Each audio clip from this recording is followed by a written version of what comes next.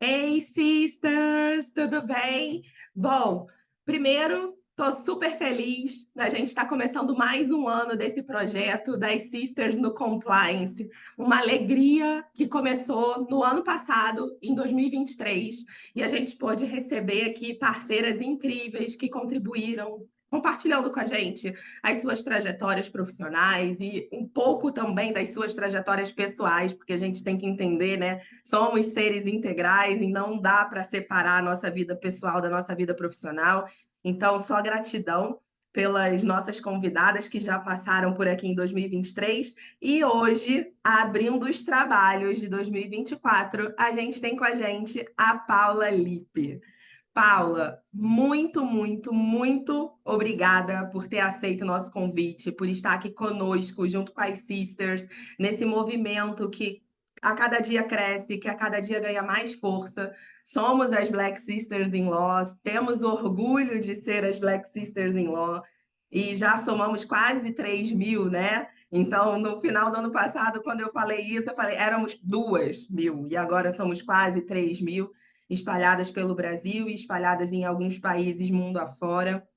Muita alegria, muito orgulho de fazer parte desse movimento e muito honrada e grata por você ter aceito o nosso convite, estar participando aqui conosco e contribuir com toda a sua trajetória, com a sua história, com as sisters que estão começando e com as sisters que já estão trilhando esse caminho no compliance. Então, Paula, como eu acredito que ninguém melhor do que a própria pessoa para se apresentar, eu vou deixar você se apresentar e vou te convidar a compartilhar a sua experiência conosco para depois a gente abrir aqui uma grande roda de conversa e compartilhar as nossas experiências e fazer perguntas. E eu tenho certeza que vai ser um momento incrível. Paula, muito obrigada mais uma vez e a palavra está com você.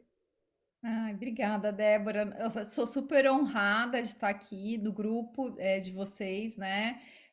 A Black Sister in Law hoje tem ganhado essa força gigante, né? Hoje todo mundo já sabe, né, que é o grupo, o movimento. Então eu fico muito, muito honrada de estar aqui, né? De poder dividir com vocês e eu também quero aprender, né? Eu falei isso também para Débora e para Fernanda que a gente vem aprendendo muito e tem muito que aprender. Bom, também queria agradecer, né, a Fernanda que fez essa ponte, né? A Fernanda Viana que fez essa ponte aqui para eu estar aqui junto. A gente foi parceira aqui em alguns projetos, e aí me apresentou para Débora para então dividir, compartilhar um pouquinho dessa experiência da carreira de compliance. É, hoje eu sou a fundadora do escritório que carrega o meu sobrenome, Elipe Advocacia Empresarial, e a gente faz, né, me orgulho muito de falar que 90% do escritório é compliance, né? Eu nunca imaginei que eu fosse ter um escritório com o nome na minha porta e que fosse só de compliance, assim, tipo, foi um sonho que foi construído com o partido caminhar do tempo. Mas, para eu chegar nessa trajetória toda, né, para eu conseguir estar onde eu estou hoje, foi uma trajetória de transformação, né? Eh, o que, o que acontece é que quando eu me formei, já tendo feito algumas experiências na área pública, e eu sabia que eu não queria ir para a área pública, e fiquei muito focada na área consultiva internacional, com uma especialização forte em contratos. E aí fui me aprimorando nessa área, mas depois aí de mais de 10 anos de prática, acho que quase 15 anos de prática, 10 anos de prática, eu comecei a ter muitos conflitos pessoais, né? Primeiro porque tive sim algumas questões pessoais que me envolviam, né? Tinha tido um bebê, uma criança que estava tendo muito problema de saúde e tal. E quando a gente, acho que enfrenta alguns problemas pessoais, a gente também leva isso para o profissional, no sentido de se questionar. Fala assim, puxa, mas, né? será que é isso que eu quero realmente da minha vida? Né? Será que eu tô, essa área, essa atuação que eu estou fazendo profissional me completa? Né? E eu fui percebendo que a área contratual que eu era tão apaixonada, que eu tinha me desenvolvido tanto e tal, não me completava. Tinha algo que me angustiava. E eu fui, aos poucos, aos trancos e barrancos, porque eu não conseguia descobrir o que, que é que não estava dando certo, né, com isso. Eu tive também, chegou um momento de uma estagnação profissional, não conseguia ir para frente, sabe? Tava parada, não conseguia evoluir em termos de carreira, estava meio parada. E aí eu ficava me discutindo, né? Ficava pensando, gente, o que, que eu preciso fazer, o que, que eu fazer? Até que chegou um determinado momento que eu falei, não, eu vou estruturar projetos. E eu estruturei estudei para fazer 3 projetos. Então, o primeiro projeto tinha a ver com a área internacional que eu fazia, e eu apresentei para o escritório que eu trabalhava, e eles falaram, não, que não aceitaram. O outro projeto era um projeto que tinha a ver com mediação. Eu trabalhava num escritório que tinha muito litígio e eu era a única advogada consultiva, foco consultivo. Então imagina só que das empresas, tudo que era consultivo vinha para mim, né? Eu tinha que administrar tudo que era do consultivo. E eu ficava muito incomodada com aquele volume de litígio e tal. E aí eu ficava pensando como resolver, como deixar de ser menos litigioso, porque eu também não gostava do litígio, eu sempre nunca fui bélica, né? Que é aquele advogado que sai querendo pegar o outro e tal, não sei o que, eu sempre fui né? Ficava contra aquilo, não era o meu feitio. Então, até que tentei apresentar um projeto, fiz um estudo sobre essa questão da mediação, estava na época ainda não estava da forma como a gente vê hoje, né? A gente tem essas. Hoje a gente tem produtos, formas alternativas de disputa que são famosas. Naquela época eu estava começando a estudar isso e não tinha isso muito claro. Imagina só, foi isso que eu cheguei à conclusão. Também não foi para frente esse projeto. E o terceiro projeto era compliance, que eu não apostava muito, porque achava que a lei anticorrupção também não ia funcionar muito bem no Brasil. Né? A gente tinha uma perspectiva assim de que a lei anticorrupção no Brasil ia ficar meio que nem a lei de arbitragem, meio parada, né? Até que, exatamente pela falta de opção, porque eu fui indo por esses projetos que eu falei para vocês, desenhei projetos para eu seguir. Eu falei assim, bom, eu vou ter que desvendar esse compliance, né? Vou ver que eu desvendar esse compliance. E aí comecei a estudar. E quando eu comecei a estudar, eu falei assim, gente, mas esse negócio de compliance é perfeito para mim e eu não sabia. Como que eu não tinha visto isso antes? E aí eu vou explicar por quê que eu falei que era perfeito. Eu sempre fui uma pessoa acadêmica, no sentido de que eu entrei na faculdade de Direito sabendo uma coisa, que eu ia ser professora de alguma coisa. Então eu sabia que eu queria licionar, né? Então eu tinha já essa meta aí muito forte na minha vida do lecionar, do dar aula. Mas o que mais me atraía no lecionar era o fato de transmitir conhecimento. Eu sempre fui assim, e desde criança fingia, dava aula para as pessoas, ensinava as coisas e tal. Fui para fazer a faculdade de Direito um pouco empurrada, porque, na verdade, eu queria ter feito história, queria ter feito outra carreira que fosse realmente para o lado forte do acadêmico, né? Do ministrar as aulas. Aí acabei fazendo Direito, e fui deixando essa coisa do professor lá apertadinha e tal. Então, quando eu vi o compliance, eu falei assim: opa, é a oportunidade que eu tenho de juntar uma coisa que é minha nata lá de dentro, que é falar com as pessoas, de transmitir conhecimento, que é uma coisa que eu adoro. E o compliance é isso. Porque você tem que fazer o quê? Você tem que fazer os treinamentos, o tempo todo tá treinando pessoas, educando as pessoas para mudança de comportamento. E isso para mim, quando eu abri o olho para isso, falei, putz, isso é muito perfeito com o que casa muito com o que eu tenho aqui dentro. Mas foi muito mais do que isso.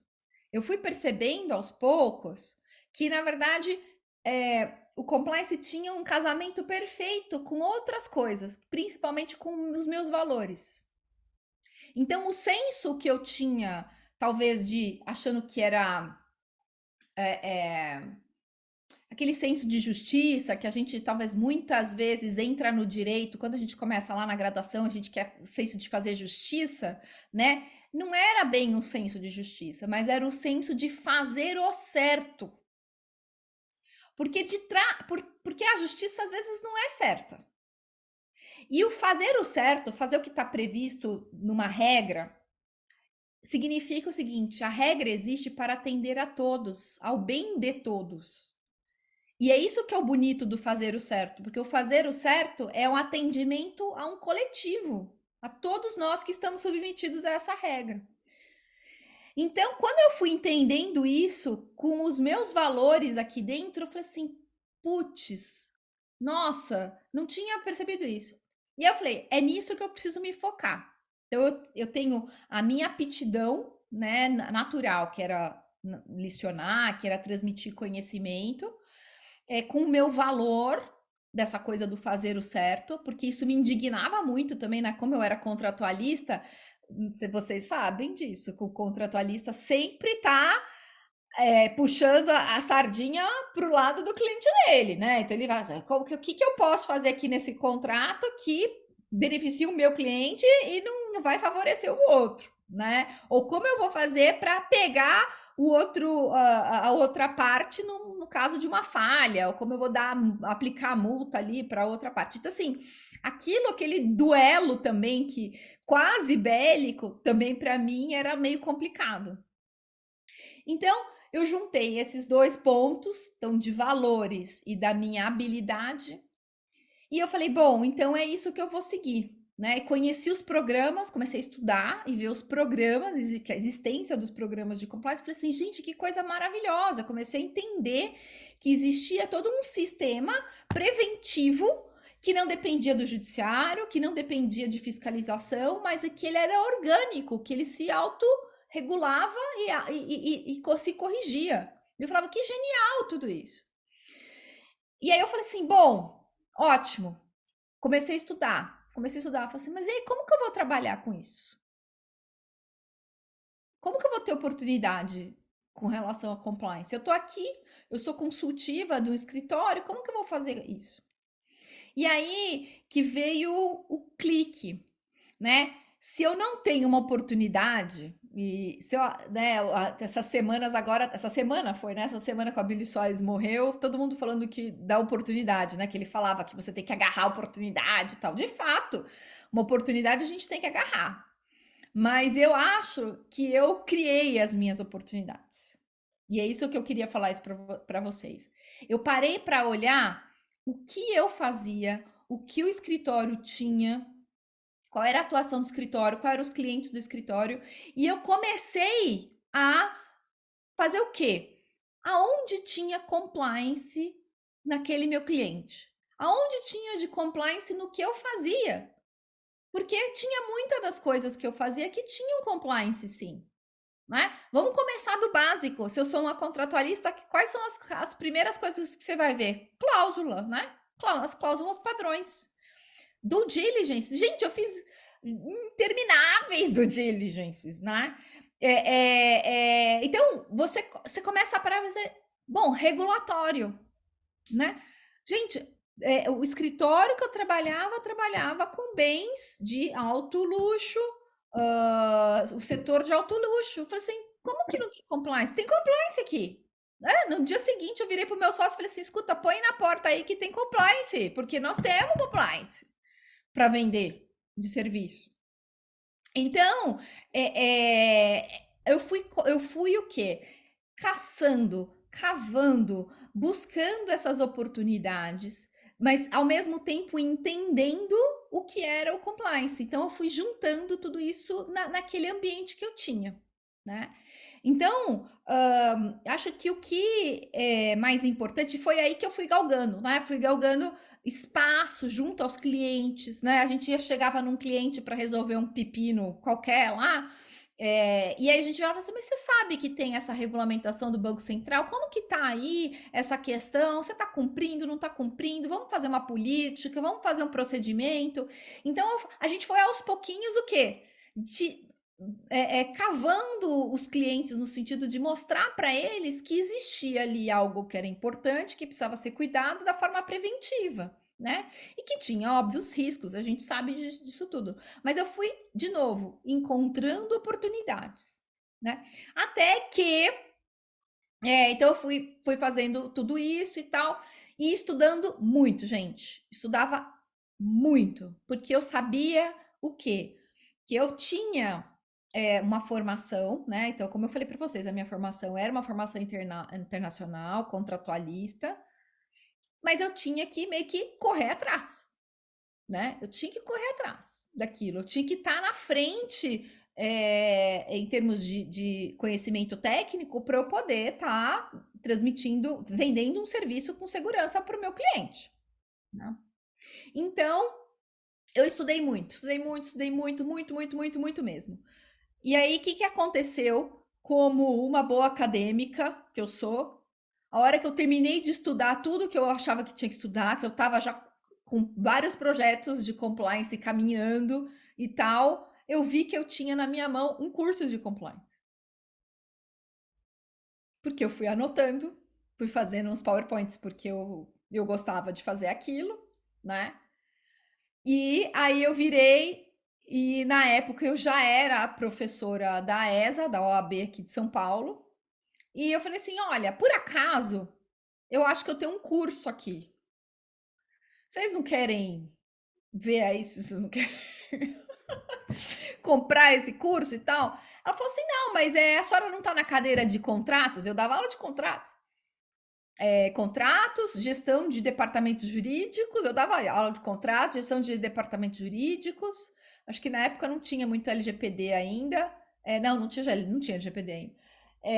Enfim, eu lembro que não tinha nada a ver com compliance. Eu falei assim, não, mas tem tudo a ver com compliance, gente. Eu comecei a argumentar, falar assim, olha, a gente faz isso, faz aquilo, comecei a mostrar. E aí, no final, a ESA falou assim, demorou um tempo a passar por um processo de aprovação técnica que tem, e aí eles aprovaram o meu curso lá na OAB. Então, assim, veja só vocês, quando eu tive o curso aprovado na OAB, eu falei assim, gente do céu, como que pode isso? Né? E aí eu respirei fundo e falei assim, não, pode sim, né? Eu não, eu estudei, óbvio, gente, tinha, como eu falei para vocês, tinha toda uma estrutura, um aprendizado que eu tinha da minha posição anterior, como internacional e contratos. Eu tinha feito um mestrado na área, na verdade, entrei no mestrado para fazer contratos, saí com o mestrado de responsabilidade civil. Nada a ver, depois eu vou explicar para vocês por que foi isso. Isso também foi um dos motivos que eu acabei indo para o compliance, foi o meu mestrado, no final do dia, foi isso que aconteceu. E aí, com esses estudos, muito estudo afinco, muito procurando oportunidades, trabalhando com os meus clientes, eu fui tendo ao mesmo tempo um desenvolvimento técnico, em que eu ganhava junto com esses clientes, e ao mesmo tempo técnico dos estudos, que me foi tão forte esse estudo técnico acadêmico, que eu acabei montando um curso, de tão profundo que foi. Então, quando eu vi aquilo tudo, eu me senti muito realizada e falei assim, gente, a chave virou. A chave realmente virou, né? Então, eu me arrepio de falar isso hoje, porque aí foi quando eu falei assim, quando construí isso, que para mim foi construção do zero. Não sou filha de ninguém, não era assistente, professor, ninguém. Eu fui construindo tudo isso com muito aprendizado, né? Raça de estudar, raça de enfrentar os desafios dos clientes, porque os clientes traziam os problemas, a gente tinha que, como eu falei para vocês, ir lá caçar a oportunidade junto com o cliente e enfrentar esses desafios, né? Eu lembro, claro, acho que meu último projeto é um projeto enorme de beneficiário, de declaração de beneficiário final, era um problema de, né, que é junto à Receita Federal aqui no Brasil, mas você tem que é para controle de lavagem de dinheiro, né? É, enfim, era uma série de regulamentações que vinham de fora para o Brasil. Aí o cliente gringo não entendia nada porque que estava fazendo aquilo no Brasil, tinha que conversar com o cliente, tinha que estudar a legislação lá de fora para poder explicar para o cliente o que está acontecendo aqui, né? Então, assim, e aí isso tudo foi colocando peso, né? Então, aí bem que a Fernanda, eu não estou conseguindo ver, acompanhar junto o chat, mas a grande questão é essa mesmo. Eu fui juntando várias coisas numa cestinha só. Eu juntei os meus valores de fazer o certo.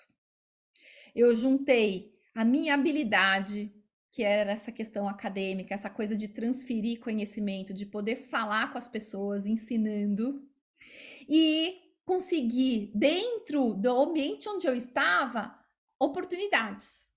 Oportunidades de poder trabalhar com aquilo, né? Então, acho que quando eu tive tudo isso junto, pessoal, é, é tão forte o movimento, é como se você estivesse entrando num trem que não para mais. Vai pela inércia, né? Eu cheguei num determinado momento que eu virei e falei assim, bom,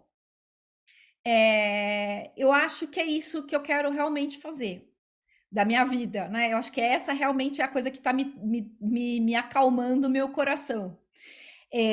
Então eu preciso, mas eu quero muito, na época, eu queria muito investir na questão dos treinamentos. Porque eu via o mercado e achava o mercado muito falho com relação à questão dos treinamentos, né? Eu tinha vivenciado a época no setor financeiro, eu trabalhei com agências de publicidade no passado, fazendo treinamentos para o setor financeiro, e eu sabia o quanto era desenvolvida a área de treinamentos para a parte do mercado mesmo, né? Da gestão do mercado. E eu falei, poxa, eu podia trazer tudo isso para dentro do compliance, que era essa experiência que eu tive no passado. E aí, a minha ideia era criar, então, portanto, uma consultoria de treinamentos especializados em compliance, em que eu podia juntar tudo o que eu conheço, todo o meu conhecimento e a minha habilidade de lecionar, né? De transmitir conhecimento.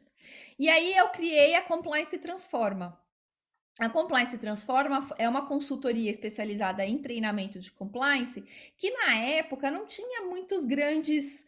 É, não tinha muitas grandes aspirações. A ideia inicial ali era o seguinte: bom, eu vou fazer minhas palestras, vou fazer os meus treinamentos, e assim, dessa forma, eu não vou competir com o escritório. Na época, no escritório, eu era focada para o consultivo, não tinha esse. É, como fala, esse viés, né? Esse viés de treinamentos não era um viés que o escritório tinha interesse. Eu falei, eu não vou fazer competir com o escritório e eu posso dar as minhas aulas, eu posso fazer o que eu acredito, né? Que compliance transforma exatamente nesse sentido, né? Porque eu queria transformar as pessoas. Aí ainda tem, eu tenho jargão aqui que é, né, transformar as pessoas, as empresas e o mundo. Era esse mesmo a minha aspiração era essa, transformar as pessoas, as empresas e o mundo. Muito ESG, né? A gente já tinha lá a semente do ESG lá naquilo lá. E aí, o que aconteceu, gente? Foi caminhando disso, como eu falei, fui tendo as oportunidades dentro do escritório, até que chegou um determinado momento que eu contei, não sei se vocês conhecem tem uma história antiga do chinês que fala que uma hora a gente tem que desfazer da vaca, que a gente tem que matar a vaca. Não sei se todo mundo conhece, eu vi a Débora tá balançando a cabeça. Já falaram disso, Débora? Ou eu tenho que contar a Não, história? eu acho que vale super contar essa história, porque matar a Ai, vaca faz toda a diferença na matar nossa a vaca. vida. Ah, mas ó, esse eu sei de falar direito. Então, é aquelas historinhas chinesas que trazem uma lição de vida por trás, né? Então, tinha um sábio que estava com o seu pupilo viajando para ir de um lugar para o outro, para levar alguma coisa, para sei lá, enfim, eles tinham que ir de um lugar para o outro. O fato é que naquela época, no lugar ermo, não tinha, eles andavam quase sem comida, eles eram tipo assim, monges, alguma coisa assim, pessoas religiosas. E aí, então, eles não carregavam comida, não tinham lugar onde parar. Até que um dia pararam para dormir, pediram lugar para dormir numa casinha lá no meio do nada. Chegaram lá, as pessoas falaram: não, a gente pode deixar vocês dormirem, mas a gente não é muito pobre, não tem nada aqui, tem que dormir no chão e a gente também não tem comida para vocês. A gente só tem uma vaca que dá leite e a gente só vive desse leite. Então era uma família que vivia desse jeito. Até que, então, ó, eles dormiram, saíram no outro dia. No outro dia, quando eles estavam lá longe, bem no alto do morro, o mestre falou pro pupilo, falou assim: "Vai lá e mata a vaca". Aí o Pilo falou: Mas como assim, mestre? Eu vou matar a vaca? Aí ele fala assim: Não, vai lá e mata a vaca. Aí o pupilo foi lá, matou a vaca e foi embora. Ficou com o coração dolorido. Falou: Mestre, mas isso não tá certo, isso não tá certo. Ele falou: Não, você vai ver, você vai ver, você vai ver. Aí alguns anos se passaram e eles estavam fazendo o caminho de volta, passaram por lá e chegaram lá e viram uma terra toda produtiva, com colheita, né, plantando, com animais, muito próspera. E aí o mestre fala: tá vendo? Por isso que eu mandei matar a vaca, né? Mandei matar a vaca, porque se não tivesse matado aquela vaca, a família ia ficar o resto da vida dependendo daquela vaca, né? E quando a gente, às vezes, muitas vezes, a gente tem que fazer algumas escolhas, no sentido de poder se focar, se dedicar para algo que realmente vai trazer mais valor para você. Não é que aquilo não tenha valor, aquilo tem, o leite tem valor ali naquele momento. Mas você às vezes vai ter que se direcionar, optar por às vezes fazer uma escolha difícil, fazer uma escolha difícil, às vezes passar apertado, ficar sem leite, né?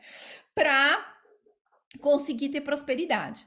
E foi mais ou menos o que aconteceu, né? Na época, eu eu estava refletindo muito o que, que eu ia fazer, que eu achei que estava realmente prosperando a questão do compliance, a minha atividade dentro do compliance, tanto é que foi 2019, eu fui reconhecida como compliance, na área de compliance já pela análise.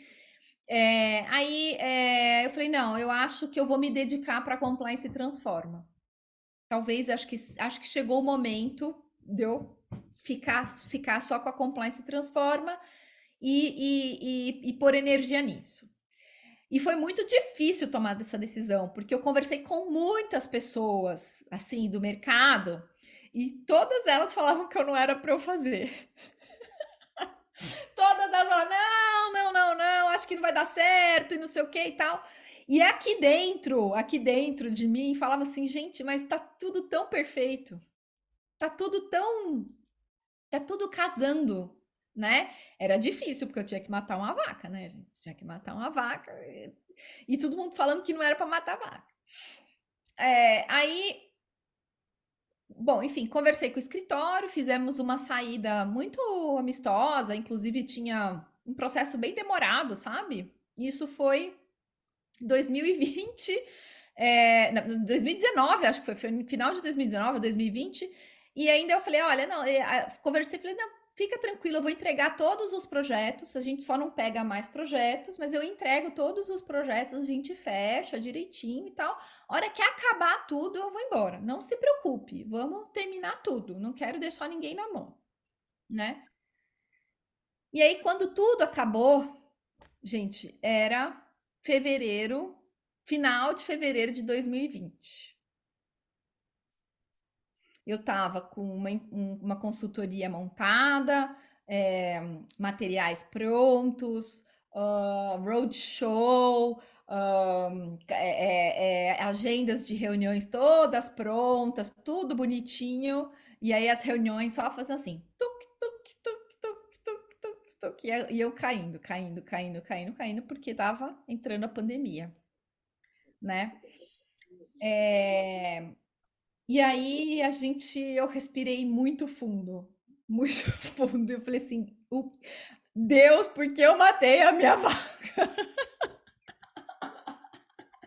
né? Foi a primeira coisa que eu pensei. Falei, por que eu matei a minha vaca? E aí, não falei isso para a Débora, mas falei com a Fernanda. É, uma vez, aí eu estava lamentando. Ops, só um segundo. Oh, minha Siri tá falando aqui. Aí eu estava conversando com uma pessoa, um amigo, e ele virou e ele falou assim: Olha, né, eu acredito que as coisas todas vão se ajeitar, né?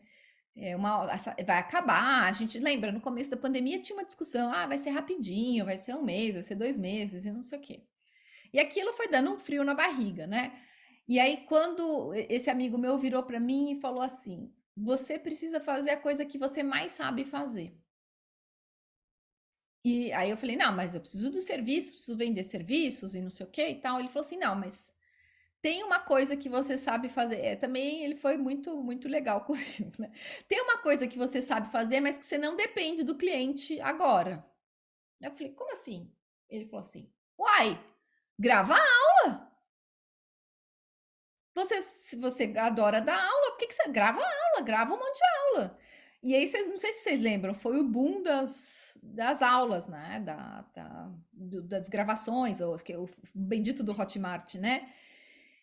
Aí eu falei, caraca, aí é mesmo, vou pegar o meu curso, vou transformar ele em curso virtual. Mas naquela época, gente, a gente não sabia fazer isso. Imagina, só para vocês terem uma ideia, antes da pandemia, eu dava aula no IBMEC. Para vocês terem uma ideia, eles tiveram que, em uma semana, ensinar todos os professores a ir para o ambiente virtual. A gente não sabia como dar aula, porque é um pouco diferente. Hoje eu nem sei explicar muito bem mais como que é, mas tem uma diferença. E naquela época foi muito radical, porque a gente só dava aula presencial, a gente não sabia direito como segurar o aluno. Tem uma série de técnicas que a gente foi aprendendo ao passar do tempo. E o IBMEC começou a treinar a gente e tal, porque já tinha, acho que foi na semana que fechou, na semana seguinte o IBMEC treinou e tal. Bom, enfim, o fato é que esse meu amigo falou, cara, grava aula, agora se vira. Só que, né, aí a história do perfeito, como é que o bom é o inimigo do É o ótimo, bom é né? inimigo do ótimo, o feito é Perfeito melhor que o é perfeito. melhor que o perfeito. O que que aconteceu? A professora aqui, né, que a professora Nata queria desenvolver o melhor curso de compliance do Hotmart, com todas as técnicas adaptadas para o mundo virtual, porque afinal de contas eu não, né? E aí aquilo foi empacando, né? Eu acordava todo dia 5 horas da manhã, todos os dias, para eu ficar das 5, eu tinha um nenê de 2 anos, nem tinha 3 anos ainda, era 2 anos. Eu ficava das 5, acordava às 5, fazia um pouquinho de exercício, assim, de alongamento, tomava um café da manhã, rezava. Foi a época que eu mais rezei na minha vida, gente. Rezava, não, mais não, eu rezei, porque esse meu filho que ficou muito doente, eu rezava mais, mas rezei muito também. Eu fazia, rezava e entrava no escritório.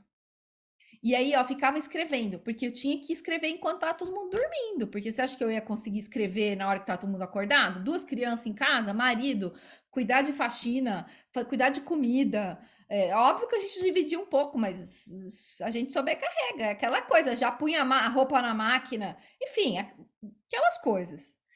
E aí comecei a escrever o material e veio essa coisa do ficar parado, do ficar preso, porque normalmente, às vezes, quem escreve, quer escrever muito, muito legal, bloqueia. É o bloqueio do artista que eles falam, né? Aí eu falei, pronto. me ferrei de novo, né? Agora o que que eu vou fazer, né? E eu bloqueada, tentando andar, conversava com outro, e não conseguia. Até que tinha já na viradinha ali em fevereiro, março, tinha um potencial cliente que já tinha conversado comigo, que precisava já tinha vindo falar comigo porque achava que ia precisar de uma pessoa de compliance que falava espanhol. E na época, gente, eu falo espanhol, mas por conta de algumas atividades que eu fiz há muito tempo atrás, há 10 anos atrás, há 10, não é 10 mil anos, mas há 10 anos atrás, eu cuidei, liderei a América Latina, eu tinha o espanhol daquela época, mas estava meio, né, enferrujado, né? E aí essa pessoa, não sei por que, uma pessoa lembrou que eu falava espanhol e que eu era de compliance, avisou não sei quem, aquela coisa, ligou para um, ligou para outro e ligaram para mim. Aí falaram, olha, a gente está precisando de uma pessoa que fala espanhol que é compliance, você faz? Falei, claro que eu faço, né? E aí, no final do dia, o que era? Era uma investigação que ia pegar países do Brasil e na América Latina. Então, tinha toda a equipe do Brasil estava completa, mas não tinha quem falasse espanhol. E aí eu passei no processo seletivo, entre aspas, né? Passei para o cliente, porque eu era a única indicação de que falava espanhol. Então, no fim do dia, o espanhol salvou a minha pele, né? Que eu acho, né? Que não sei, né? Eu achei que tinha um time lá, um timaço de gente de compliance e eu que falava. E aí eu me juntei a essa turma. E no final do dia, o que aconteceu também? Como veio a pandemia, a investigação precisou ser convertida em virtual. E a gente teve que criar uma metodologia para as investigações serem virtuais. Porque até então, pessoal, ninguém fazia entrevista de investigação online. Era assim, era raríssimo. Era contraindicado fazer entrevista online, investigação de compliance. E aí a gente foi desafiar o novo, cavar a oportunidade. Ó, de novo, é o que eu tô falando, gente. Eu fui cavar a oportunidade. Ah, mas não dá para fazer? Falei, não, nós vamos fazer. Nós vamos fazer. Tá todo mundo fechado dentro de casa, tá tudo. Nós temos que fazer o negócio acontecer. Era fatos de desvio de materiais, tinha questões de crime que podiam estar envolvidas e tal. Podia também ter assédio. Tinha tudo naquilo lá. Então, falei, não, a gente tem que dar um suporte, tem que dar um suporte para o cliente não pode ficar de mãos atadas, né? A gente tem que fazer aquilo acontecer, chegar nessa apuração. Então, e foi aquilo que me tirou do aquele estágio que eu estava ali presa, né? Naquele negócio de ser perfeita e ser perfeita para entregar o material mais perfeito pro pessoal que estava virtual e tal. No final do dia, esse projeto que me fez caminhar. E aí foi muito interessante, porque foram aparecendo, foi nessa época de pandemia, o que mais aconteceu realmente foram as investigações, porque era o que não podia parar, né? Depois a gente teve muito treinamento de conduta também, porque as pessoas, mais até mesmo porque tinham que mudar para o ambiente de casa, para como trabalhar em casa, a gente fez muito essa adequação, né, dessa adequação do home office. E pareceres de doação também aconteceram muito, porque como as empresas começaram a querer doar, foi época de eleição também, se eu não me engano, tinha um monte de problemas que eram direito eleitoral, com doação, enfim, então foi juntando um monte de coisas que foi tendo mercado para o compliance. Então, assim, todo mundo falava, ixi, vai morrer o compliance, né? Todo mundo, ninguém vai colocar dinheiro nisso. E no final tiveram trabalhos e ainda continua tendo, né? Se vocês fizerem uma retrospectiva aí, na época do boom da Lava Jato, que também foi um dos outros motivadores que fez com que eu também investisse, né? Porque no compliance, porque a hora que você vê a Lava Jato funcionando, aquilo motivou muita gente, né? E eu acho que eu fui uma dessas pessoas, apesar de eu não pegar o comecinho da Lava Jato, mas a minha atuação mais forte no escritório,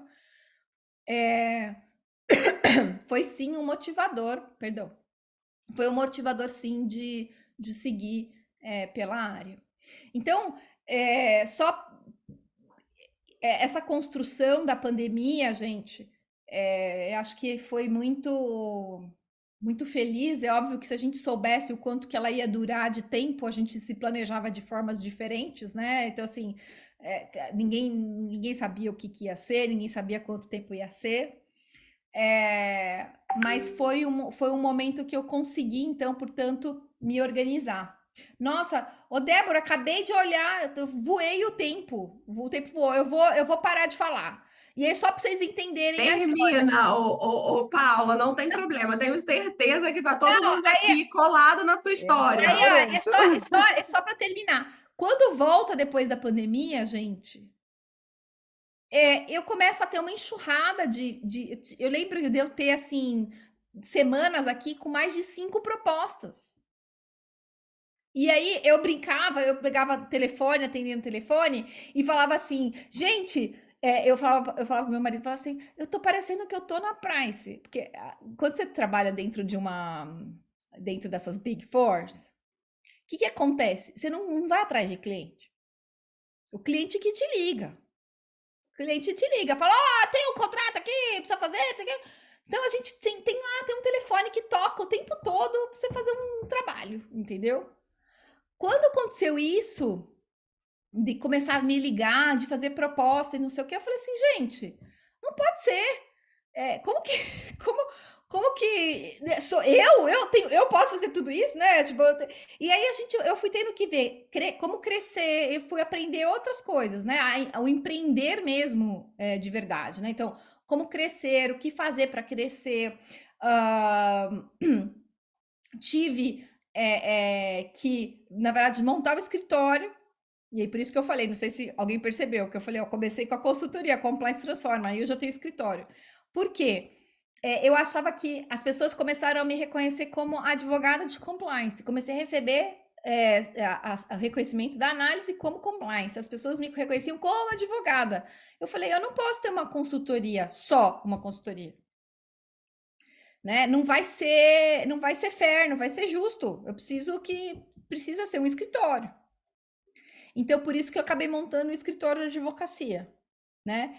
Então, olha só que loucura. Hoje ainda tem a Compliance Transforma, ela tá super focada em treinamentos, inclusive os treinamentos lá estão muito com essa pegada de agência de publicidade, que eu tenho um monte de parceiros que a gente trabalha junto, então faz vídeo, a gente faz EAD, enfim, toda essa parte de treinamento bonitinho, assim, a gente tem lá.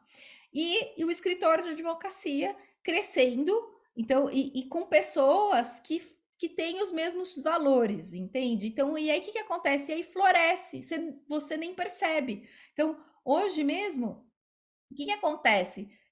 A minha captação não é uma captação agressiva, não tenho gente que não pago ninguém para fazer captação para mim, nada disso.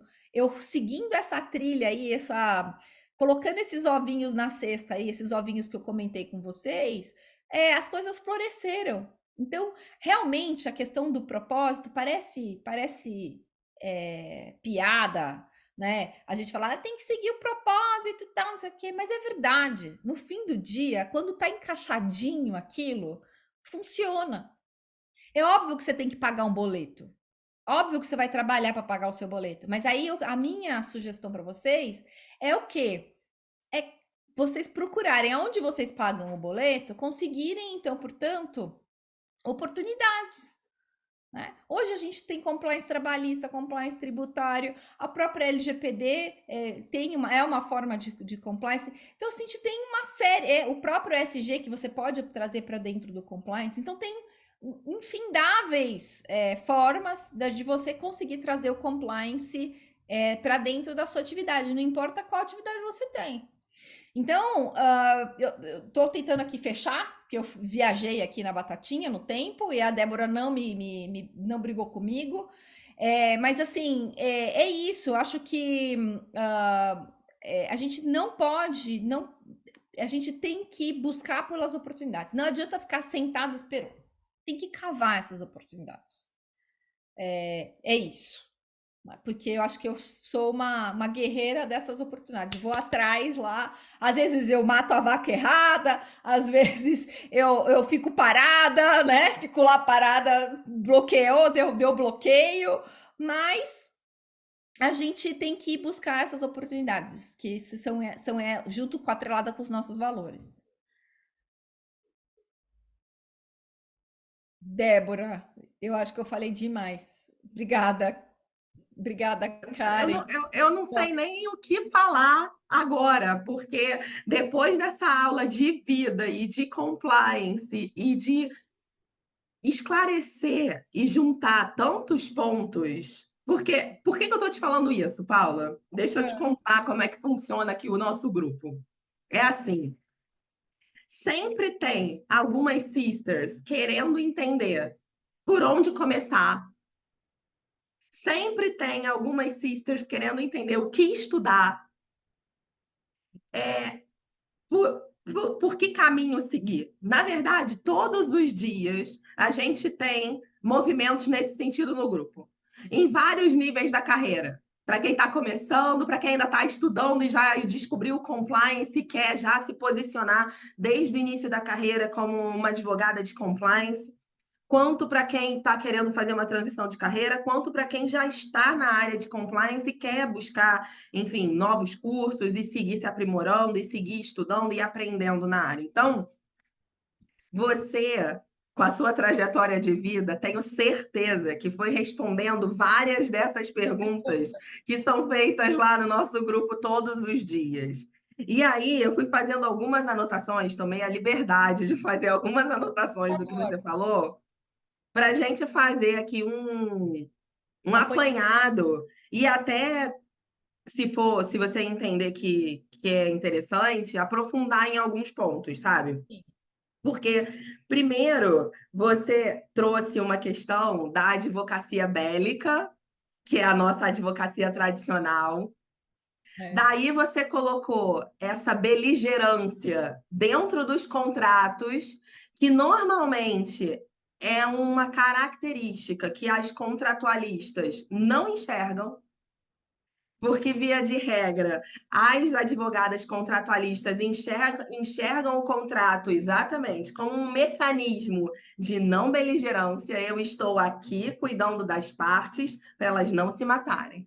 é isso aí. E aí, É quando você, mentira. quando você traz exatamente, quando você traz essa característica de beligerância para dentro dos contratos, a gente já quebra a primeira fantasia de que a advogada de contratos, que é a advogada contratualista, não está na guerra. É lógico que a gente está na guerra. E eu me identifico muito com essa tua fala, porque eu também comecei nessa seara como contratualista. E aí fui migrando para o compliance aos poucos. E isso faz todo sentido. Quando a gente começa a tentar equilibrar e trazer a teoria dos jogos para dentro dos contratos, a gente começa a ser tida como louca. Eu não sei se você passou por isso também, mas eu passei muito por isso com alguns clientes, quando a gente sentava para se reunir e eu começava a tentar tirar essa beligerância dos contratos e falar assim: não, mas e se a gente equilibrar aqui um pouco essas condições? E se a gente seguir de outra forma, de um jeito que todo mundo ganha, até de uma forma para se a gente precisar aplicar a multa, a gente tem a razão.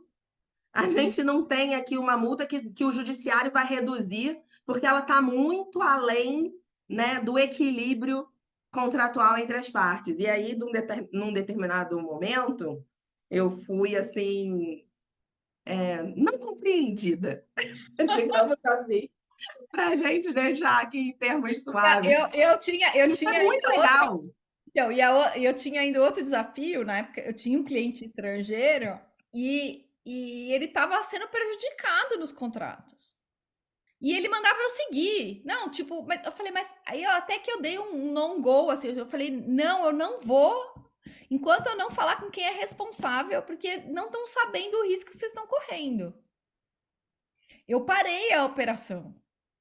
Eu cheguei a parar a operação. Eu falei assim: vocês estão entendendo o risco que vocês estão querendo assumir isso mesmo? Porque, tipo, a outra parte vai sacanear vocês. Tipo, vocês não estão entendendo que a outra parte vai sacanear vocês por causa com isso, com isso, com isso, com aquilo? Não, pode ir, pode ir. Eu não sei o que aconteceu, né? Assim, o que aconteceu, eu digo, depois que Depois, deu certo, foi feito o contrato. Mas assim, eu me preocupava com aquilo, porque não estava equilibrado. Porque o gringo não consegue entender o que, que o Brazuca faz, entendeu? Tipo, não, é o jogo de a gente é xadrez, muito cara, você não tá difícil. entendendo, né? Então, assim, não é, os caras não são bonzinhos, né? Não são bonzinhos.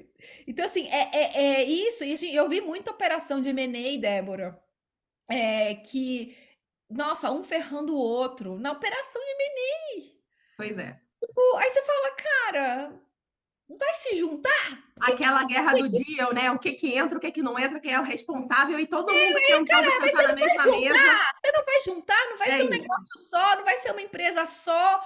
Então, assim, e aí eu vou até receber perdão de fazer já uma vírgula no que você está falando, que muita gente dentro de empresa faz hoje, né? Que você tem um monte de posições, um fica querendo puxar o tapete um do outro.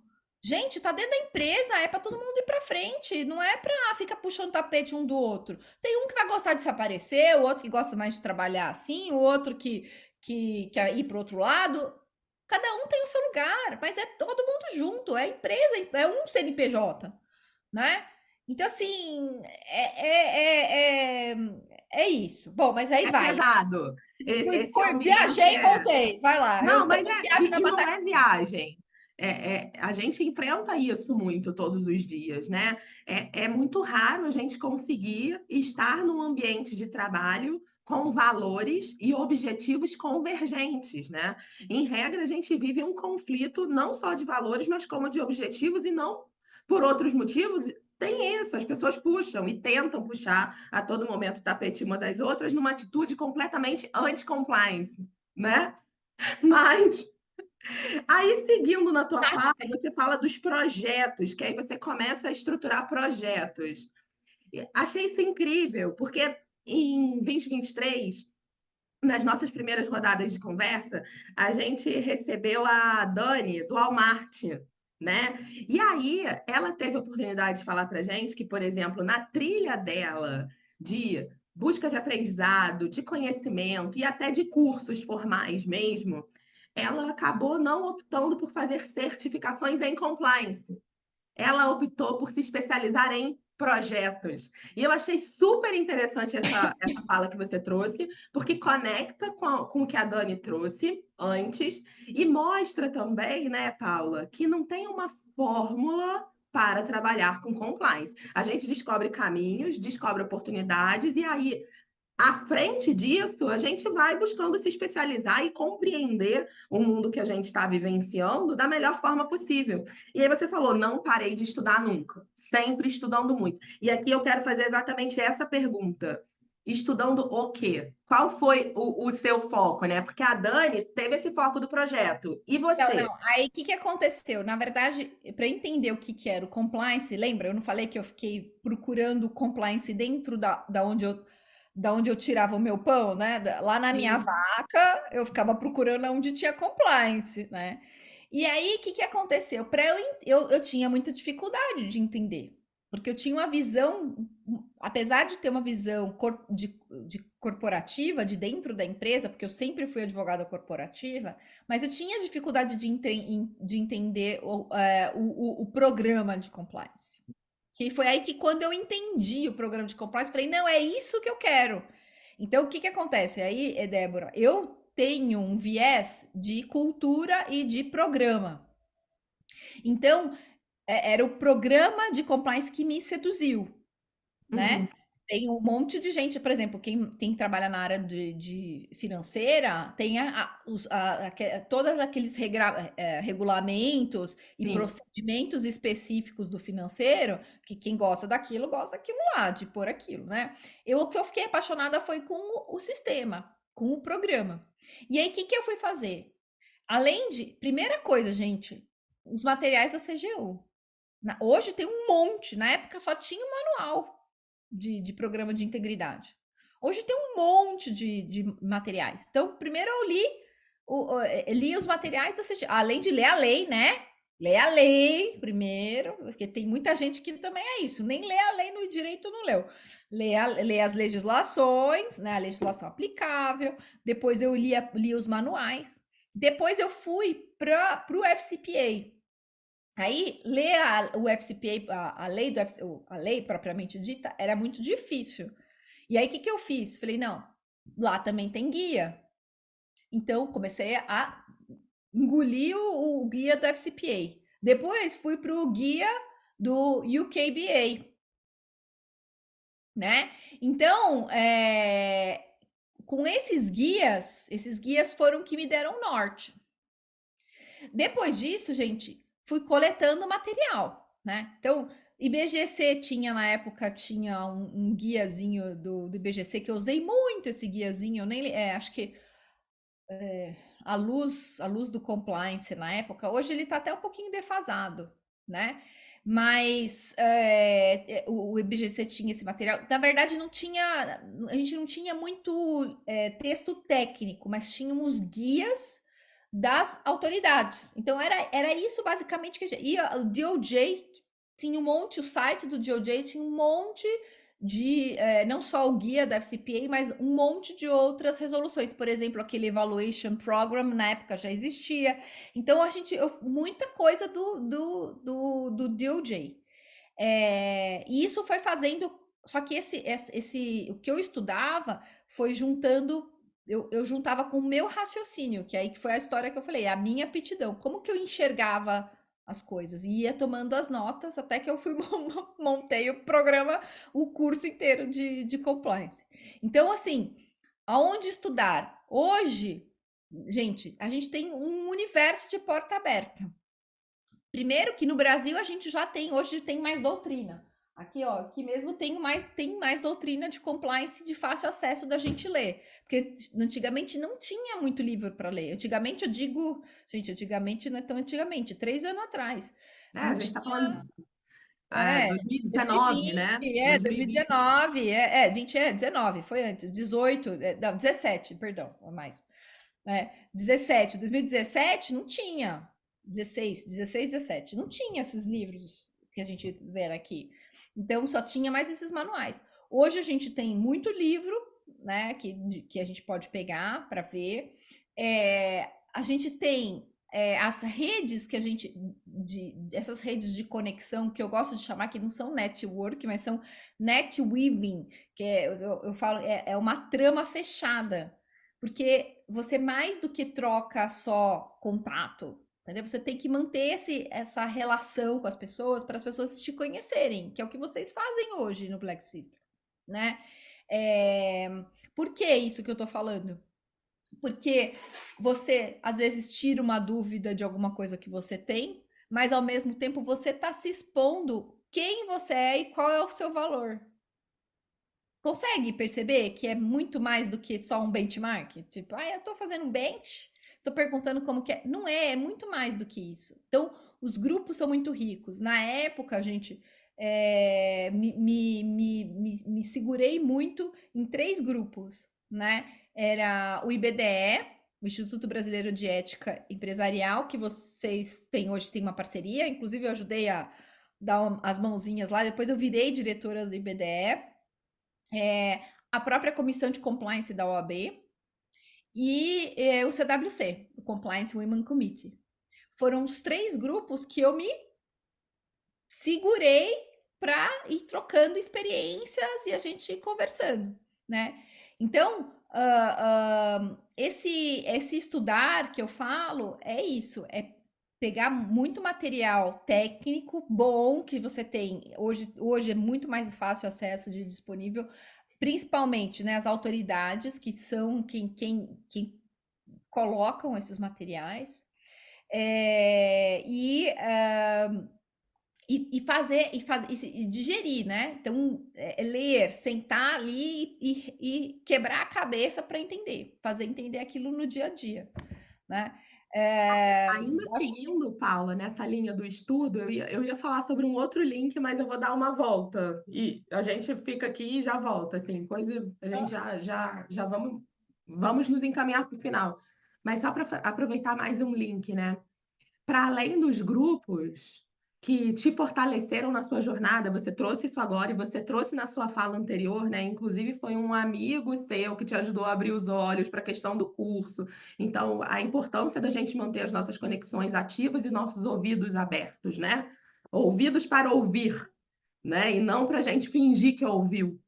Mas as tuas conexões foram te trazendo muitas oportunidades, mas o teu saber também te abriu essas portas, né? Uma das experiências que você trouxe aqui pra gente foi o espanhol que te salvou. Bem entre aspas, foi o espanhol que te salvou.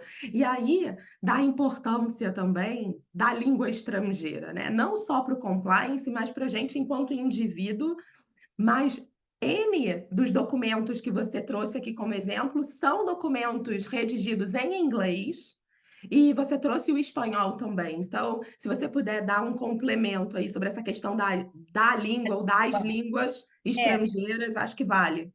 olha, gente, o que que acontece? A minha experiência, é óbvio, hoje eu tenho cliente estrangeiro e que eu dependo de falar inglês. Mas você vai falar para mim, ah, mas é só isso, compliance é sempre assim? Não, não é. Pelo contrário, né? É que um cliente gringo é um bom cliente, né? Mas assim, é só isso? Não, não é. Se a gente pegar, deixa eu pegar aqui, são dois clientes meus só que eu tenho, tá? Que dependem do inglês. O resto é tudo brazuca, tudo no português. Então eu preciso do inglês? Não precisaria. Por que que a língua faz diferença? E aí eu falo isso hoje para os meus filhos. Eu tenho um moleque de 11 anos que não entra na cabeça dele lá, mas eu falo isso. A língua é importante, não é para você saber, tipo, eu tenho inglês, não é para se expor, mas é pela oportunidade que ela te dá. O que que eu quero dizer com isso? Hoje, se você faz uma pesquisa no Google em português, vai vir 10 páginas. Se você faz uma pesquisa no Google em inglês, vai vir 1 milhão de páginas. Se você faz um job, um trabalho no inteligência artificial em português, vai vir de um jeito. Se você faz em inglês, vai vir de outro jeito, muito melhor. Por que que eu tô falando muito melhor? Porque a quantidade de volume de informação em inglês é maior do que em português. Então vai vir um trabalho melhor. Então, a gente precisa do inglês. Assim, eu acho que o inglês é muito mais fundamental que o espanhol, no sentido. O espanhol eu adoro o espanhol, porque faz a gente ser mais irmão aqui de América Latina. Eu acho que Pertencente, né, da faz, Latam. faz a gente se sentir assim completo, né? E é óbvio, oportunidade. Você tem, na minha época, assim, quando eu estava na faculdade, o inglês era o quê? Era um diferencial. Ah, então aquele cara lá estudou inglês, então ele tem uma coisa diferente. Tipo, é uma oportunidade. Mas isso sempre foi, gente. Não mudou. O que eu acho que mudou é que hoje o inglês te oferece o quê? Um universo completamente amplo e sem sair de casa, gente. Hoje tem a Harvard tem curso de grátis lá naquele Coursera. Eu fiz, pode ser curso de grátis, mas eu mesmo fiz. Eu fiz um curso, quando foi? 2000 e já não lembro mais, 20, nós estamos, acho que foi 2022, eu fiz um curso em Berkeley, aqui sentada no meu escritório. Ainda eu brinquei com e meu marido falou assim: escuta, foi um curso de SG e sustentabilidade. Eu virei para ele e falei assim: cara, eu vou fazer o curso agora. Ele falou assim, mas nossa, vamos gastar dinheiro agora, você vai, né, saiu da pandemia, agora que tá andando as coisas e tal. Eu falei assim, então, mas esse curso foi feito por conta da pandemia, que a professora transformou o curso presencial em online. Você já pensou se ela tira o curso online? Eu não quero perder a oportunidade, que eu não vou conseguir ir para Berkeley, né? Tipo, vou viajar, pagar passagem, não sei o que, eu vou fazer, vou me apertar e vou fazer o curso. Então, assim, olha só que oportunidade fenomenal, né?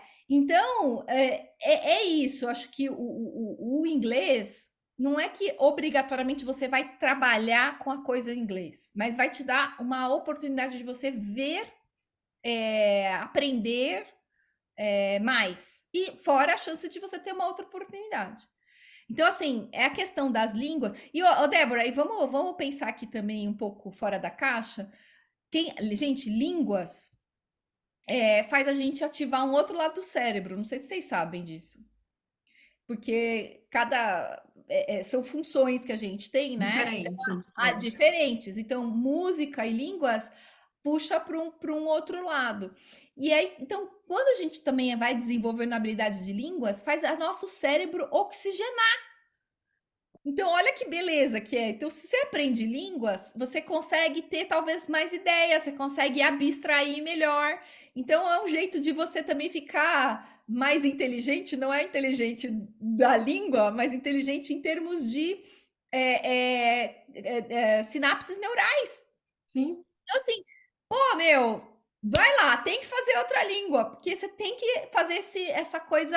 Ou se você não quiser, se você não tiver habilidade nenhuma para ter outra língua, vai aprender música, que é a mesma área do cérebro que a é gente ativada. ativa, né? Mas, ô Ó, Paula, desculpa aí, olha, de novo, viajei aqui, mas é verdade, gente. nada. Viajou nada. Toda a informação é útil, né? E a gente agrega isso, e agrega valor. E era exatamente isso que eu ia comentar agora. Porque já a gente encaminhando para o final, mas bem entre aspas, eu coloquei a questão de que o espanhol te salvou, né?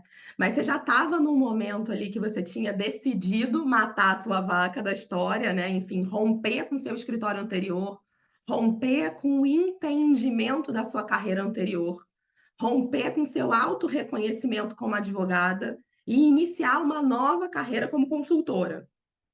E aí eu quero aproveitar para fazer aqui um laço nessas informações todas, porque é impressionante como conhecimento e experiência a gente não desperdiça nunca.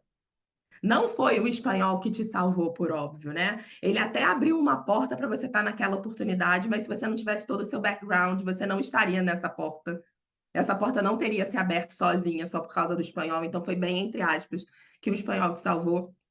E mais adiante, pouco tempo depois, você mesma descobriu, por uma demanda externa da análise, de acordo com a tua narrativa, que você não podia abrir mão do seu eu advogada. É Que isso aí. tudo isso fazia parte de uma construção. Então, isso é tão incrível, né? Porque muitas vezes, principalmente aqui para as sisters, e aí falando especificamente para as sisters que estão pensando ou estão em processo de transição de carreira. Muitas vezes, quem está em transição de carreira acha que transitar de uma carreira para outra é romper com a anterior. E não é. Não é, não é, Não gente. é. Olha, eu vou dar um exemplo. Eu falei, acho que falei com a Fernanda isso. Eu tenho hoje um dos clientes que eu tenho com maior periodicidade aqui dentro do escritório. Ele veio atrás de mim. Ela falou assim: Eu quero te contratar para fazer esse job gigante, job grande de compliance, por conta do seu background de contratos. Aí eu virei e falei assim: O quê? Acho que eu não entendi muito bem. Aí ela falou assim: Não, eu não quero contratar outro de compliance. Porque eu tenho um problema grande dentro do núcleo de contratos que eu tenho aqui, da parte de contratos. Então, eu sei que você vai ter o olhar sistêmico do programa, que ele precisa, né, precisa construir uma questão de programa, que precisa juntar com o jurídico. E eu falei assim, eu sei que você vai conseguir olhar para programa, para cultura e para todas as demandas que eu preciso de contratos. E aí a gente fez assim, tchuf, que na verdade é um escritório de contratualista que iria fazer o trabalho de contratos que eu tinha lá. Então juntou. A outra coisa que eu ia falar, voltando no mestrado, nem sei se dá tempo. Gente, eu fiz mestrado em responsabilidade civil. Vocês estão entendendo? Responsabilidade civil. Aí você vai virar e falar assim, não tem nada a ver. Eu falei, então, não tem nada a ver. Só que é o seguinte, eu fiz aquilo lá, eu defendi em 2010, eu escrevi em 2009. 2009, que era? Eu não era compliance e eu não sabia. Eu queria um mecanismo de equilíbrio na responsabilidade civil, porque eu tinha encontrado um problema é, na forma de reparação. Eu falava o seguinte: a pessoa não se sente responsável. Se ela é muito rica, se ela vai lá e paga o dano que ela fez, aprende com aquilo. Eu queria que a pessoa aprendesse. Qual que era a função? A função da responsabilidade. Quando você vai para o criminal, você fala assim: o cara paga a pena corpórea e ele aprende a não fazer errado, não é isso? É. Uhum. Mas como transportar isso para o civil? Para a área civil? Eu pago uma pena com o meu bolso, com o meu dinheiro. Aí eu falava assim: não, mas não é assim, porque o muito rico não aprende e o muito pobre não aprende, porque o muito pobre nunca vai ser responsabilizado, porque ele não tem dinheiro. Então só aprende uma turma que está no meio, que tem um pouco de grana, que se tirar a grana demais do bolso dele, ele dói, então ele não faz o dano, né? E veja só, eu queria esse equilíbrio de condutas. Eu queria que as pessoas mudassem a sua conduta. Eu queria transformar a conduta das pessoas por uma conduta correta. Quando eu entendi isso, já tinha passado 10 anos. E eu defendi em 2010. Foi só em 2020 que eu entendi o que eu queria na minha cabeça. E aí é o seguinte, eu só consegui construir tudo isso porque eu vivi aquilo lá. Estudei pra caraca no mestrado. Foram 4 anos, horrorosos. Estudei, imagina, responsabilidade civil. Meu Deus do céu, coisa mais louca. Neca, né? Mas era isso. Tanto é que um dos professores que me acompanhou naquela época, ele falava assim: ai, nossa, que legal você ter mudado para compliance. Eu falei, escuta, eu não mudei para compliance. Eu sou desde sempre. E eu não sabia. Aí eu contei essa história para você, que eu acabei de falar para vocês. Eu só queria que as pessoas fossem, se educassem, se mudassem a conduta delas, aprendessem com a conduta da responsabilidade, que a responsabilidade civil proporcionasse uma educação para elas, de não cometer mais aquele dano socialmente, porque um dano não é só um dano para outra pessoa, é um dano para a sociedade. E aí ele virou e falou assim: caraca, nunca tinha pensado nisso. Eu falei: eu também não, demorei 10 anos para pensar nisso. Então, assim, veja só, a Siri tá querendo competir comigo. Então foi tudo isso, gente, é uma construção. Aí você vai falar para mim, Paula, você jogou fora o seu mestrado? Não. Eu posso ter jogado fora, talvez algumas coisas de responsabilidade civil que eu estudei e tal. Mas cada esforço que eu fiz, seja estudando, seja aprendendo, me proporcionou a criar método, metodologia, como estudar, aprender a estudar, aprender a ensinar. Né? Línguas. Eu tinha um professor no mestrado que ele só dava texto italiano, gente. Eu não sabia italiano. Eu falei, professor, mas eu vou fazer o quê? Ele falou, aprende. Aí eu lá ficava, na época, tava começando o Google Translator, tá, gente? Não tinha esse negócio assim, a gente ficava digitando umas palavrinhas assim, solta lá e tal, porque o texto tava xerocado, né? E tal. Então, assim, Então, tudo que a gente vive. Gente, e não é só também, ó, outra coisa, Débora, não é só as coisas profissionais que compõem a gente, não. As experiências Exatamente. pessoais também compõem a nossa vida, né? Se eu não tivesse passado tudo que eu passei com meu filho na época, que estava muito doente e tal, talvez eu não tivesse tido o clique de falar, eu não posso, a minha vida é curta, a minha vida é frágil. eu preciso mudar, eu preciso fazer uma coisa que o meu coração me preenche, que eu me sinta bem. Então, são essas experiências. Eu preciso pensar alguma coisa que eu tenho uma certa flexibilidade, que eu vou ter que cuidar dessa criança, porque ele era muito frágil, eu tinha que ter uma certa flexibilidade. Coitado, não foi, né? Eu só fui ter mais flexibilidade agora, mas no final engravidei depois, eu engravidei de novo. Mas assim, são coisas que vão construindo, né? Então, as experiências pessoais vão construindo. Então, eu acho que eu tenho recente, para eu conseguir encerrar, eu não consegui ler tudo que está aqui, preciso ler. Mas, assim, no chat, uma coisa que está me impactando muito, eu li recentemente, preciso ler de novo, porque também é isso aí, eu leio muito. Gente, não é só ler também técnico, tem que ler história, tem que ler geografia, como é que fala? Sociais, ciências sociais, tem que ler um pouco de tudo, psicologia. Eu tô lendo, eu lendo Brené Brown agora. E foi muito transformador para mim, porque é a coragem de ser imperfeito. A gente não pode ter medo de ser imperfeito. Não pode, porque é essa coisa da gente ser vulnerável e ser corajoso para mostrar que a gente erra, que faz a gente ser melhor. E que dá coragem para a gente dar os passos de mudança também, né, Paula? Eu errei muito. A gente não pode ter medo de errar, não pode ter medo do empregador fechar a porta não pode ter vergonha de bater na porta. Tem que ir, né? E se errou, pede desculpa. Se errou, fala aqui como que eu posso melhorar, o que que eu posso fazer, né? Hoje mesmo, mandei, você quer saber? Mandei, tem um cliente que me pediu uma proposta já faz muito tempo, mandei, falei assim, escuta, você fechou o processo de concorrência? O que você pode me dar de feedback? Você não me respondeu a minha proposta, acho que você não vai me contratar. Já fui assim, já falei, ó, você vai me, não, né? Tô achando que você vai me contratar.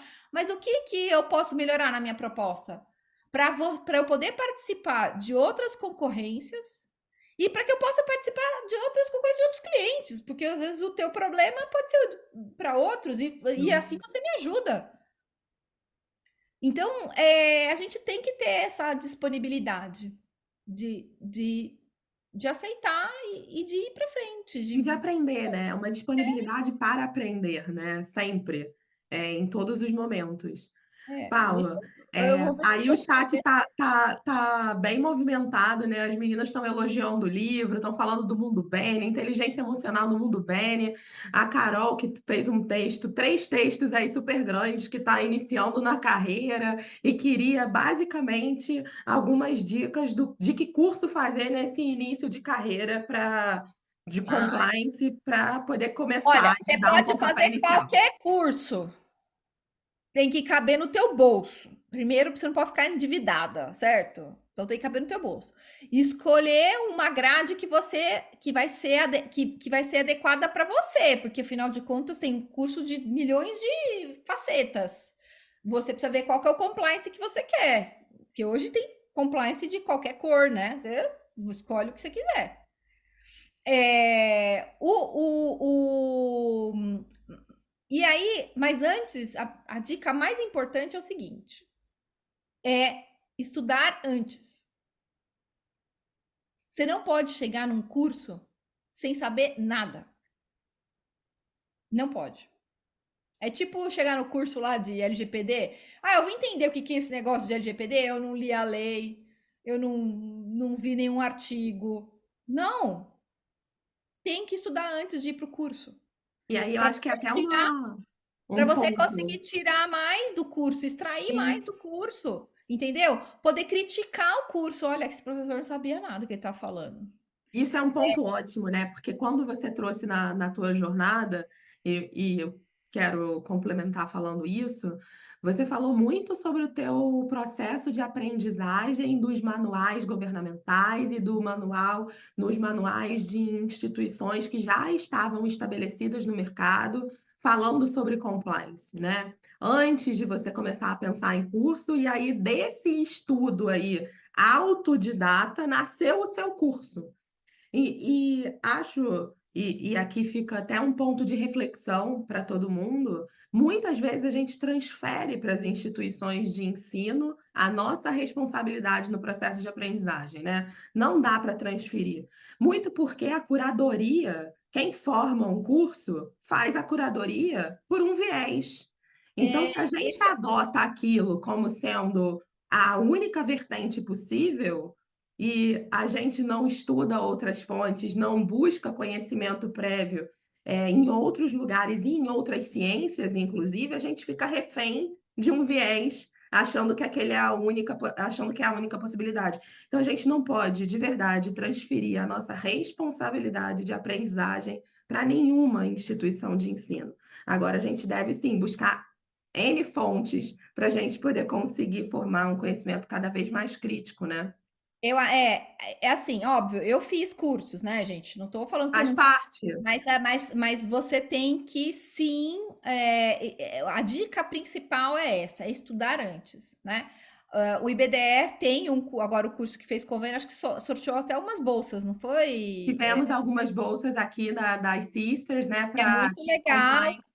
mas assim, a própria, eu não sei bom, enfim, mas eu acho que essa é a principal dica com relação a cursos. E também da gente não se endividar, porque também é aquela história, né? Não adianta nada, você vai ficar. O que eu quero dizer é assim, né? Óbvio que você vai sempre se apertar para fazer um curso. E até eu faço, acontece com isso comigo. Mas uma coisa que seja factível com a tua expectativa que você tem É. aí, né? E vivência, né? A Carol trouxe aqui na fala dela que ela já trabalha num local que tem compliance, né? Então você já tem alguma proximidade com a matéria. É Será isso que que eu ia essa falar. aproximação que você tem com compliance é algo que te identifica, é algo que você gosta? Então isso já te dá um norte na hora de olhar uma grade. Será que tem esses pontos aqui que eu já estou Eu trabalhando, que eu preciso. gostaria de me aprofundar? Acho que isso também é bem legal, é um caminho legal para escolher um curso. E aí, a outra coisa que eu ia complementar é isso. Muita gente, quem está começando e não tem a oportunidade de cavar, que nem eu falei lá, cavar a oportunidade dentro, por exemplo, da onde você está, né? Da onde, da instituição, do escritório, da empresa que você está. Faça, sim, um trabalho voluntário. Que eu quero dizer com isso? Isso eu já orientei muitos alunos, né? Que falavam o seguinte, professora, mas eu quero começar, mas eu não sei onde começar, não tenho, eu tenho que pagar o meu boleto, eu não posso deixar aqui esse escritório que eu estou trabalhando, isso aqui, tal, tal, tal. Eu falo, gente, faça um trabalho filantrópico, faça vai atrás de uma ONG. Qualquer ONG, gente, precisa de compliance. Qualquer ONG, qualquer. Inclusive, eles batem aqui na minha porta para pedir pro bono. Um monte de bate para pedir pro bono. Por que que eles precisam, gente? Porque eles precisam ter transparência. Não pode ter lavagem de dinheiro, né? Tem que ter, tem que estar organizada. Muitas têm outros problemas relacionados a fraudes gravíssimos. Então, o que que acontece? Não tem oportunidade. Vai trabalhar com uma ONG em paralelo. Você tem um trabalho que aonde você paga o boleto, não mata a sua vaca, calma, segura a vaca aí e vai para o outro lado tentar fazer o seu trabalho filantrópico. Pode ser em qualquer lugar, pode ser se você gosta de bichinho, você tem lá uma ONG de animais que você gosta, dos cavalos, dos cachorros, dos gatos, sei lá. Você pode ir lá e lá, você pode ter certeza que lá, para ele conseguir dinheiro, financiamento público, você precisa de compliance. Você, toda a natureba lá, meio ambiente, vai ter uma ONG, vai precisar disso. Cultural, vai precisar disso. Igreja, religião, gente, tem um monte de organizações religiosas que precisam de muita estrutura de compliance, que eles normalmente, que igreja a gente faz, recebe muito dinheiro, precisa de gestão. Então, olha só, você pode ir lá, que você vai no culto no sábado, no domingo, você já aproveita, vai no culto sábado e já faz um pouquinho de compliance lá, você vai mexendo. Então, dá para fazer. Tudo, você consegue, de novo, a gente cavar essa oportunidade para você ir tendo aí experiência, porque isso também é outro problema, né, Débora? As pessoas não têm a experiência, às vezes na hora de um currículo passa num currículo, não tem como falar de uma experiência. Quando você está trabalhando com filantropia, você pode sim colocar essa experiência aí como bagagem. Verdade. Excelente pontuação, Paula, como todas as outras, né? Trajetória riquíssima, aprendizados mil hoje nessa noite, nesse nosso primeiro encontro de Compliance 2024, mas infelizmente a gente vai precisar encerrar, a gente já está 1h30 por Foi? aqui. A gente já está 1h30 por aqui, a live vai ficar gravada. Passem lá de novo, assistam de novo. A Paula teve uma fala aqui muito potente, inclusive de dicas dos documentos para serem lidos antes dos cursos. Ela deu até uma ordem de leitura, então passem lá. É verdade. Quando a live subir, passem lá, acessem de novo, revejam. Deixem seus comentários lá também. Paula é bastante Bebam acessível, do a gente faz essa grupo. ponte. Bebam do grupo, acho que uma outra coisa que é mais importante é vocês terem um grupo e poderem se falar, né? Sem. Porque uma se apoiando, sem essa coisa, sem esse bélico aí que a gente estava É, comentando no começo. é verdade. Isso que é o mais importante. E criar essa rede de conexão, que é uma rede muito mais de que só network. Acho que é isso, é mostrar quem você é. Muita gente às vezes chega para mim, não é talvez pelo que eu sou da minha competência do meu trabalho, mas é por quem eu sou. Porque me conhece, sabe o que eu vou fazer, né? Então, assim, é demais isso. Já imaginou ter um cliente que nem pergunta quanto quer? Um cliente que fala o seguinte: eu tive um caso desse. Eu cobrei muito pouco, gente. Cobrei, mas assim, eu cobrei muito pouco, muito pouco.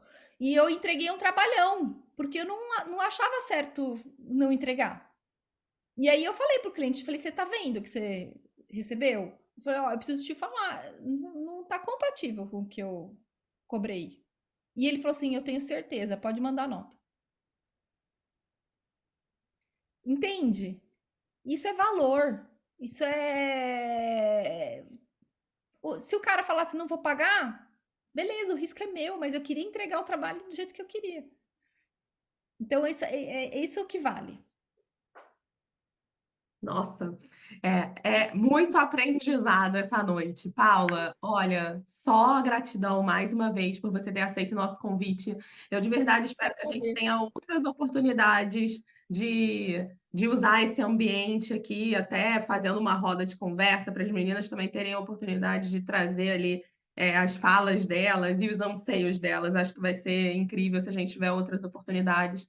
Te agradecer mais uma vez pelo seu tempo, pela sua disponibilidade, pela parceria, né, de estar aqui com a gente no movimento. E obrigada. A Força para todo gente mundo, conta eu com tô por você. aí. Podem me puxar, não fiquem à vontade. Às vezes eu demoro para responder, mas eu respondo, tá bom?